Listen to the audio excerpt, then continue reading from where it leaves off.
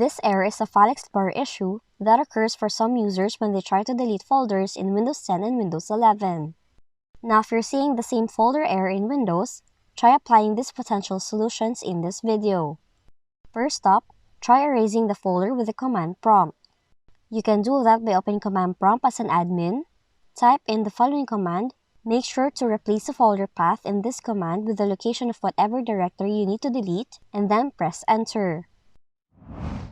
For the next fix, you can try restarting File Explorer, and this can also resolve issues that occur with that file manager.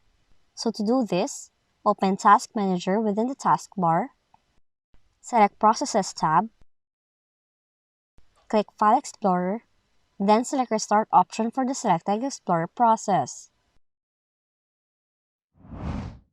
Last on the list, try running an SFC scan that might both detect and repair corrupted system files and then fix the error in the process. To do so, open command prompt with admin rights, type in the following command, press enter, and wait for the scan to be completed. So those are the following ways on how you can fix the following error in Windows 10 and Windows 11 computer. If you found this video helpful, kindly like and subscribe. You may also click and turn on the notification bell so you can be notified from whenever we release new videos.